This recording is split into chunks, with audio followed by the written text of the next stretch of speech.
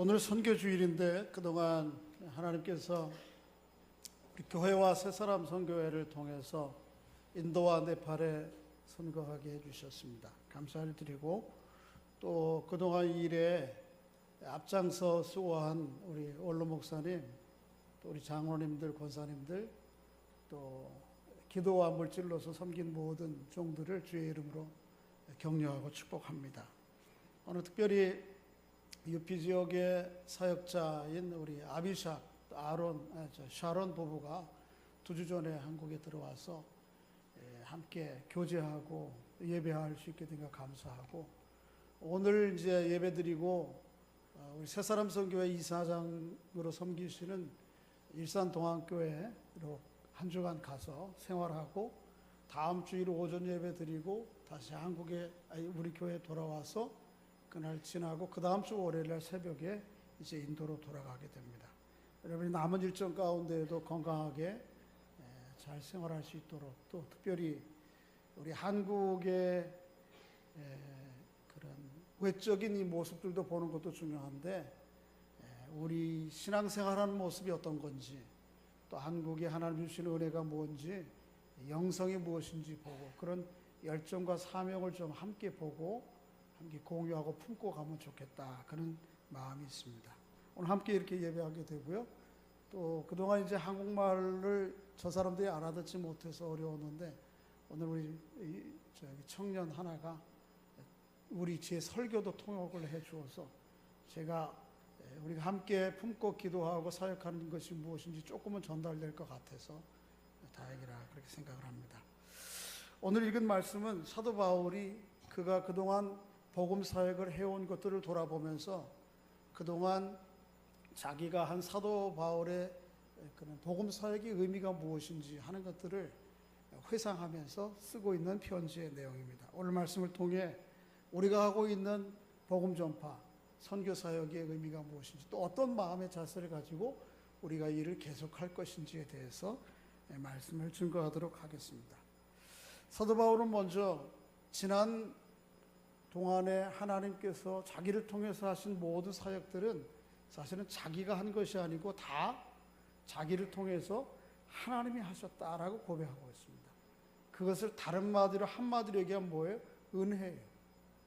자기가 그동안 예수 그리스도의 부름을 받고 또 하나님의 자녀가 되고 뿐만 아니고 어떻게 해요? 이방인들을 위한 사도로 부름을 받아서 사역하게 된 것, 그리고 지금 현재 로마에 있는 사람들에게 편지를 쓰게 된 이 모든 것들이 다 주의 은혜예요.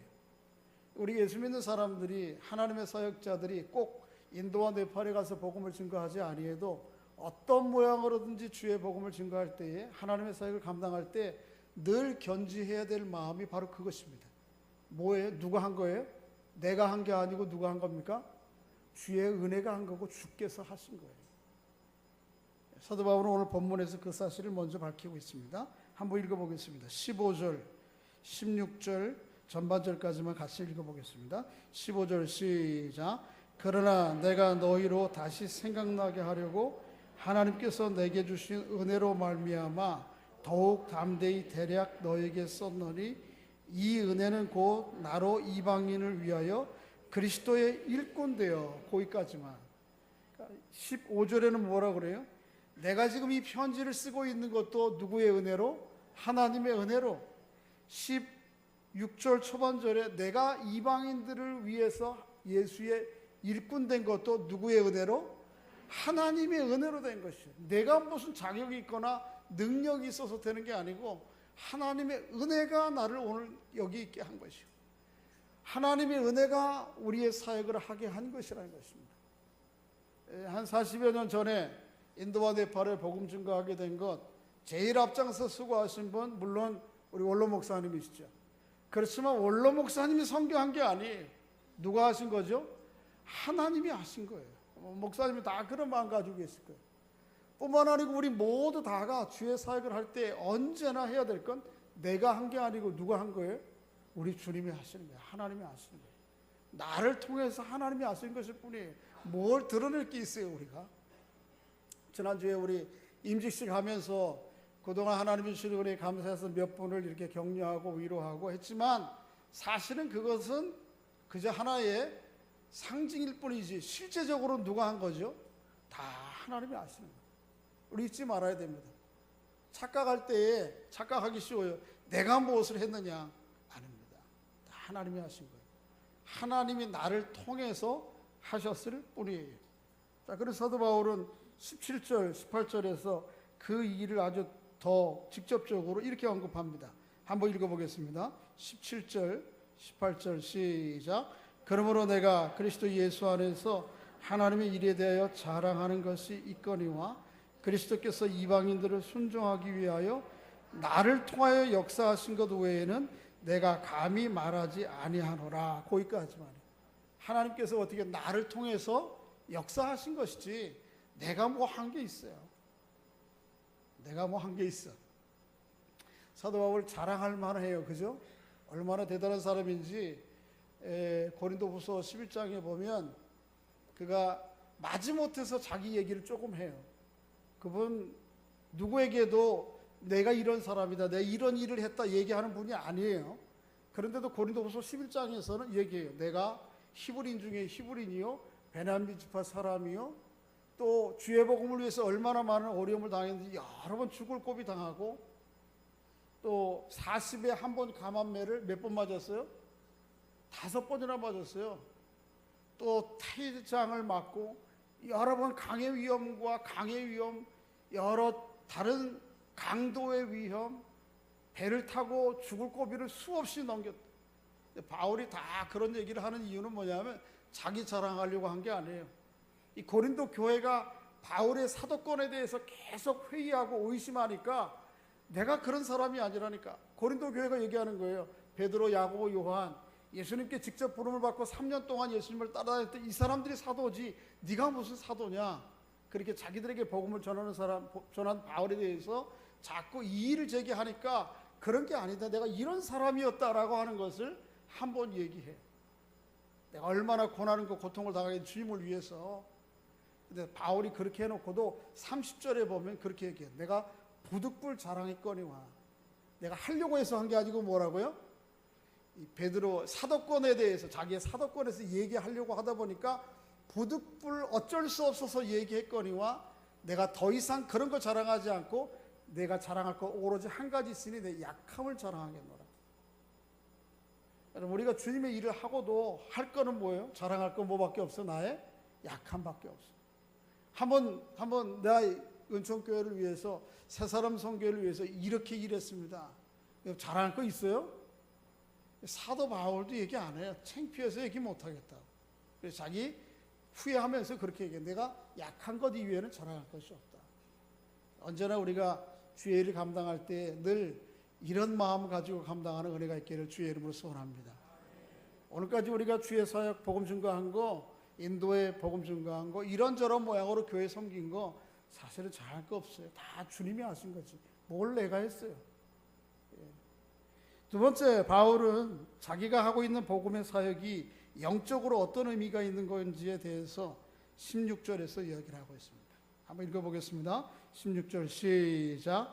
이 은혜는 나로 이방인을 위하여 그리스도의 예수의 일꾼이 되어 하나님의 복음의 제사장 직분을 하게 하사 이방인을 제물로 드리는 것이 성령 안에서 거룩하게 되어 받으실 만하게 하려 하십니다. 자기가 이방인들에게 복음을 전하고 이방인들이 그 복음을 듣고 돌아와서 하나님께로 돌아오는 것이 어떤 의미가 있는가, 복음 전파가 어떤 의미가 있는가를 여러 구약의 제사 드리는 제사의 용어들을 가져다가 설명하고 있습니다.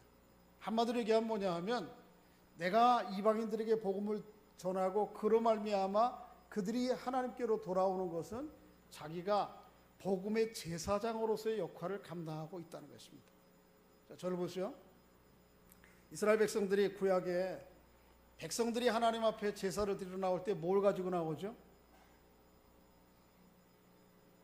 하나님 앞에 죄에 대한 잘못을 돌이키고 하나님과의 관계의 회복을 할 때에 뭘 가지고 나와요?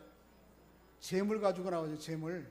좀 능력이 되는 사람들은 양, 능력이 안 되는 사람은 어떻게? 비둘기, 그것도 안 되는 사람은 곡물을 가지고 나왔다. 그러면 양을 가지고 나오면 제사장이 그 위에 그 사람의 손을 얹고 또 제사장의 손을 얹고 기도를 합니다. 이 사람의 모든 죄와 상황이 이 제물 가운데 전가되도록. 그리고는 이 양을 어떻게 해요? 잡아요. 그 양이 죽는 것은 곧 누가 죽는 거예요? 이 제물을 가지고 온 사람의 죄가 죽는 거예요. 그리고 그것을 다 하나님 앞에 구별되어서 제단에 피를 뿌려서 드리는 거예요.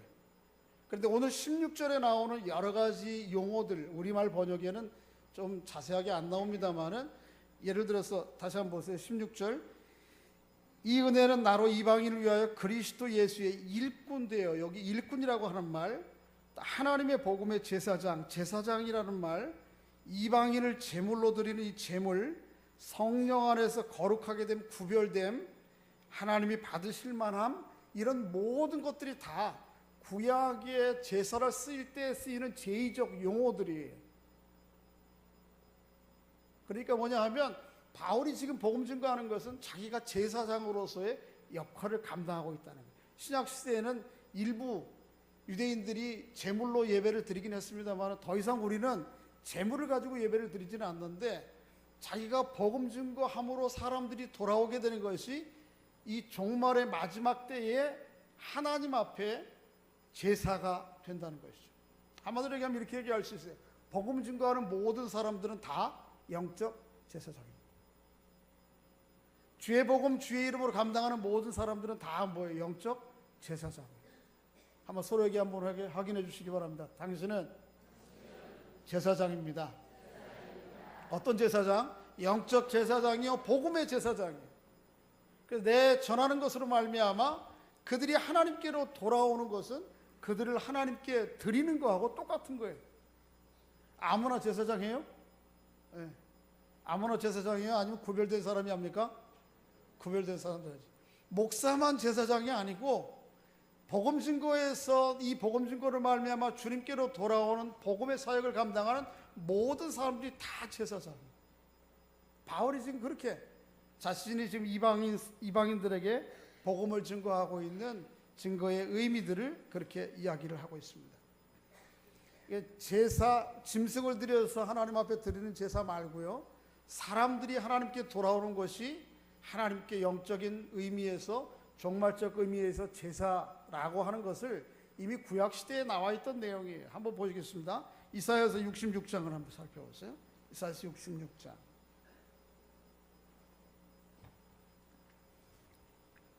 구약 이사야서 66장 20절을 한번 읽어보겠습니다. 이사야서는 어디쯤에 있어요?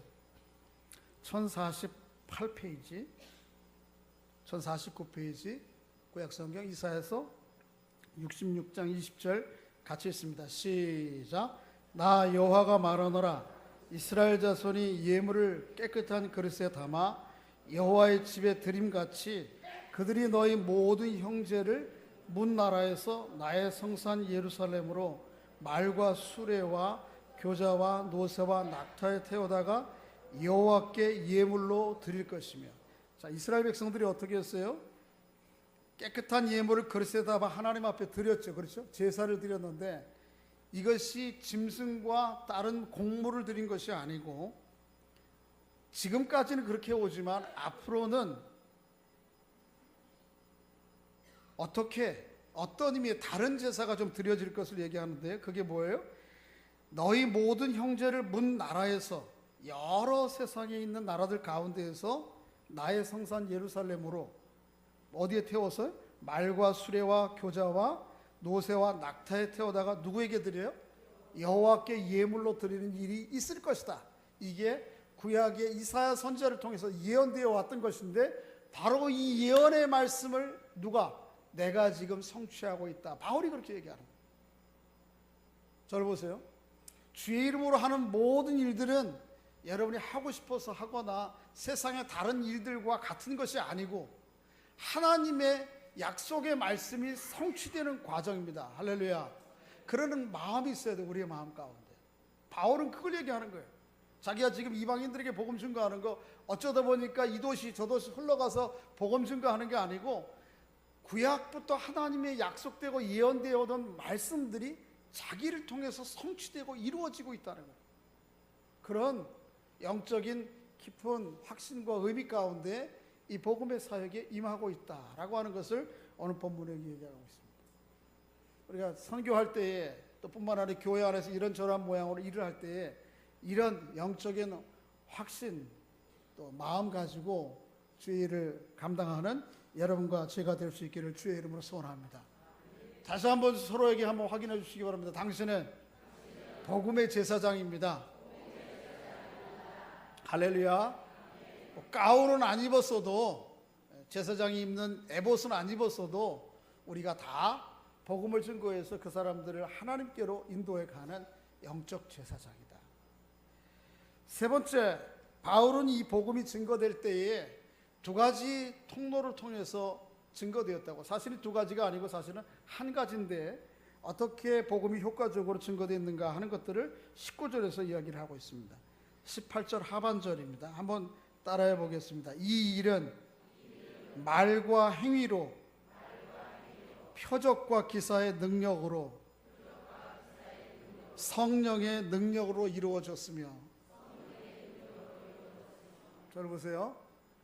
복음이 뭘로 증거돼요? 성령의 능력으로. 거긴 너무 뒤에 보셨어요. 이미 그 앞에서 한 얘기 있잖아요. 이 복음은 뭐로 증거됩니까? 말과 행위로. 잘 보십시오. 복음이 뭔지 아세요? 바울이 평생 증거한 복음이 뭔지 아세요? 이 복음이 무엇인지는 이 로마서를 시작할 때의 서두에서 얘기했어요. 한번 찾아가 보십시오. 1장 2절부터 4절. 로마서 1장 2절부터 4절.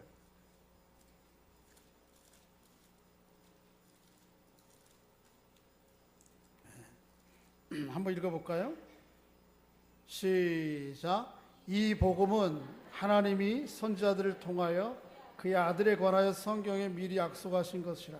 그의 아들에 관하여 말하면 육신으로는 다윗의 혈통으로 나셨고 성결의 영으로는 죽은 자들 가운데 부활하사 능력으로 하나님의 아들로 선포되었으니 곧 우리 주 예수 그리스도다. 복음이 뭐예요? 한번 로마서 처음 시작할 때 말씀드렸죠. 자, 2절의 초반절에 이 복음은 그 말과 4절 끝에 우리 주 예수 그리스도시라. 그렇게 간단히 요약하자면 그것입니다. 복음은 예수 그리스도시고 조금 더 확대해서 설명하면 3절과 4절에 있는 내용이에요. 이 복음은 예수 그리스도는 십자가에 우리를 위해서 죽으셨을 뿐만 아니고 어떻게 하셨다? 부활하셨다. 이것을 믿고 이 믿는 토대 위에 내 생애를 세워가느냐, 그렇게 살기로 결정합니다. 이게 복음을 받아들이는 거예요. 그런데 혹한 많은 사람들은 그것을 믿기보다는 내 마음 가운데 믿고자 하는 내용은 내 나름대로 가지고 있어요. 그리고 그 위에 복음이라고 하는 용어를, 아니면 내가 믿음이라고 하는 용어를 덧입혀, 더 씌워.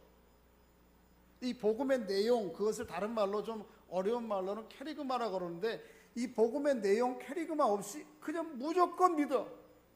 무조건 하나님 믿어. 무조건 하나님 믿으면 하나님의 자녀 되는 게 아니고요. 무조건 하나님 믿음으로 한국 사람들은 다 누구 믿느냐면 삼신할머니 믿는다니까요. 복음의 내용 생각 안 하고 믿습니다. 그러면 뭐 믿느냐면 자기를 믿어요. 내가 속에 있고 원하는 거, 이루고자 하는 거, 그거 믿어요. 그래서 내가 꼭 잘 되는 거, 병 안 걸리는 거, 이거 믿고 믿어. 그래서 막 긍정의 힘, 그래가지고 자기 확신과 자기 체면에까지 이르도록 막 믿습니다. 그럼 믿으면 어떻게 된다? 이루어진다. 꿈꾸면 어떻게 된다? 이루어진다. 그렇게 생각하는데 사실은 성경에서 말하는 믿음은 그런 믿음이 아니에요. 성경에서 말하는 믿음은 한번 따라해 보겠습니다. 하나님이 하신 일을 믿는 것이다. 할렐루야. 하나님과 하나님이 하신 일, 하나님이 하신 일이 때로는 내게 이익이 되지 않고 내가 유익이 되지 않아도 하나님이 하신 일이기 때문에 믿는 거예요. 그게 믿음이에요. 근데 우리 사람들은 대부분 다 복음을 그렇게 생각하지 않고 내가 잘 됐으면 좋겠다, 내가 원하는 거, 이거를 아주 믿어, 더 크게 믿어. 그래가지고 나보다 힘이 센 하나님을 통해서 내 마음의 기대와 요구들을 이루어 가려고 하는 거, 그게 믿음이라고 생각하는데 그건 하나님이 아니에요. 성경의 하나님이 아니에요. 그걸 가르쳐서 뭐라 그러면 미신이라고 그러는 거예요. 미신. 그러니까 하나님 무조건 믿으면 안 돼요. 한번 말씀해 주세요. 무조건 믿지 마세요. 따져보고, 따라보세요. 따져보고 믿어야 돼요. 따져보고 이게 진짜 사실인지 아닌지, 그럴까 아닐까를 믿고 해야지, 그냥 내 마음 가운데 있는 거 믿습니다 해가지고 그런 거 믿으면 안 해요. 교회 안에도 무속이 너무 많아. 내가 믿어야 되는, 성경이 말하는 믿어야 될 것, 복음이 무엇인지 그거 생각지 않고 내가 믿고 싶은 거 믿어요. 근데 성경은 그렇게 얘기하지 않아요. 복음은 말로서 믿어야 될 것이 무엇인지 복음의 내용들이 설명돼야 되지고, 그것에 대해서 나도 동의가 돼야 돼. 아, 맞아, 그럴 수밖에 없어. 동의가 되는 것뿐만 아니고 내 삶의 중심이 그것을 신뢰하고 거기 위에 내 삶을 토대로 올려놔야 돼. 그리고 그렇게 말로 고백된 것은 내 행위로 증명이 돼야 돼. 행위. 자, 저를 보세요. 제가 예수를 제대로 믿고 있는지 안 믿는지는 누가 잘 알까요? 하나님? 나? 저도 잘 몰라요. 솔직히 객관적으로. 제가 예수를 제대로 믿고 있는지 안 믿는지는 누가 잘 아냐면 제 아내가 제일 알아요. 제 아이들이 제가 진짜 예수 믿는 거 알아요. 행동으로 증명되지 않는 믿음은 가짜예요. 그러니까 여러분들이 누가 예수를 제일 잘 믿느냐? 우리 앞에 권사님들, 여러분 며느들이 제일 객관적으로 평가해요. 여러분 며느들이 우리 어머니 믿는 신앙 정말 진짜 신앙입니다. 우리 어머니가 믿는 하나님이 이런 하나님입니다. 그러면은 오케이. 그런데 혹시 나는 우리 어머니 같으면 안 가죠. 우리 어머니 교회 안 가. 그러면 그게 여러분의 실상이에요. 권사님들만 얘기하는 게 아니에요. 우리 모두가 다 마찬가지. 우리가 입술로 제가 설교를 여기서 얼마나 멋지게, 그럴듯하게, 대단하게 하면 뭐해요? 우리 애가 와서 가짜야. 끝이에요. 우리 아빠 설교 시간에만 그래. 우리 집에 와서는 그 복음과 그 안에 있는 예수의 생명과 사랑과 아름다움이라는 게 전혀 볼 수가 없어요. 가짜야. 바울이 말하는 건 그걸 얘기하는 거예요. 복음은 말로서 복음의 내용이 무엇인지 선포될 뿐만 아니고 행위가 드러나, 그걸 증명을 해야 돼. 행위가. 여러분과 제게 그런 말만 아니고 행동으로 증명되는 복음이 증거되는 은혜가 있기를 주의 이름으로 소원합니다. 우리가 인도와 네팔에 복음 증거하는 것도 그래요. 갈 때마다 목사님 가셔서 복음의 내용이 무엇인지 늘 그거 얘기하고, 또 갈 때마다 여러분이 기도하면서 헌금한 내용 가지고 또 도울 수 있는 대로 돕고, 가난한 사람 돕고, 사랑을 베풀고, 그래서 우리의 복음이 말만이 아니고 행위로서 증명하기 위해서 힘쓰죠. 그렇게 말과 행위를 다 한다고 해도 결론적으로 그것을 이루어 가시는 분은 또 누굽니까? 성령 하나님이에요. 자, 보세요. 오늘 다시 한번 19절 있습니다. 19절 시작. 표적과 기사의 19절 시작. 표적과 기사의 능력으로, 성령의 능력으로 이루어졌으며, 우리가 아무리 말을 가지고 또 선물 가지고 가서 사랑을 베풀고 해도 결국은 사람이 변하고 돌이키게 되는 것은 누구의 역사예요? 성령의 역사. 바울은 이것을 끊임없이 증거를 해왔던 것입니다. 여러분과 제가 이렇게 하나님 말씀 입술로만이 아니고 행위로 증거하며 복음의 증거 사명 감당하는 은총이 있기를 주의 이름으로 축복합니다. 마지막으로 바울은 한 가지 더 어떤 마음으로 자기가 지금까지 복음을 증거해 왔는지 19절과 21절까지 기록하고 있는데, 특별히 우리 20절, 21절 한번 읽어보겠습니다. 한번 읽어보겠습니다. 시작. 또 내가 그리스도 이름을 부르는 곳에는 복음을 전하지 않기로 힘썼노니 이는 남의 터 위에 건축하지 아니하려 함이라. 기록된 바 주의 소식을 받지 못한 자들이 볼 것이요 듣지 못한 자들이 깨달으리라 함과 같으니라. 저를 보세요. 바울은 어디에서도 자기가 갔을 때에 예수를 주로 고백하는 사람들이 있는 마을에 가서는, 곳에 가서는 더 이상 복음을 증거하지 않아요. 그리고 전혀 예수의 소리 아무도 없는 곳에 가요. 그러니까 남이 닦아놓은 터 위에, 그 위에 자기의 복음의 집을, 사역을 건축하지 않겠다, 그렇게 해요. 남이 닦아놓은 길을 가지 않겠다는 거예요. 자, 여러분 혹시 밖에 야외 가실 때 길을 닦아진 곳을 가면 수월하죠, 그렇죠? 근데 길이 없는 곳을 가려면 어떻게 해요? 힘들죠. 그런데 바울은 한 번도 남이 닦아놓은 터 위에 사역의 터를 쌓지 않고 남이 열어놓은 길을 가지 않겠다. 늘 새로운 터를 닦겠다는 거예요. 아무도 복음이 듣지 않은 곳에서, 누구도 그 길을 열어보지 않은 곳에 가서 가는 거예요. 늘 그런 개척자의 마음이 있어요. 프론티어 정신. 지금까지 처음부터 복음을 증거한 일에 지금까지 한 번도 그 수월하게 일하려고 하지 않아요. 수고를 아끼지 않아요. 수고. 우리 교회가 인도와 네팔에 복음 증거하는 것이 오늘 한 40여 년 가까이 됐지만 40년 이후에 할지라도 오늘도 다시 그런 마음 가지고 복음 서역 감당하는 은혜가 있기를 주의 이름으로 소원합니다. 우리 원로 목사님이 처음 인도 가실 때의 이야기를 들어보면 저는 뭐 그런 상황은 안 했어요. 한 번도 경험 못 했는데 참 어려웠다고 그래요. 우리 선교회지에 가보면 지금은 화장실이 있어요. 화장실이 있고 화장실도 수세식 화장실이 있어요. 물 내리면 좌변씩 쫙 내려가는 건 아니지만 그래서 뭐에 앉았다가 바가지로 갖다 물 부으면 되긴 그런 정도까지는 됐어요. 그래서 뭐 우리 지금 청년들이나 단기 선교팀이 가도 그렇게 견디기 어렵지는 않더라고. 지난번에 단기 선교할 때에 한번 좀 어려운 일을 한번 있긴 있었어요. 그렇죠? 단기 선교팀이 이제 UP 지역에서 있다가 다른 지역으로 이동하기 위해서 도로를 이동하고 있는데 가다 보니까 길거리에서 화장실이 없는 거예요. 그런데 휴게소 같은 그런 데가 있는데 뭐 매점도 있고 그 화장실이 뒤에 있다고 갔는데 가서 가보니까 뭐 거적 이렇게 대강 쳐놓고 화장실을 가라니까 거기 가라는 거예요.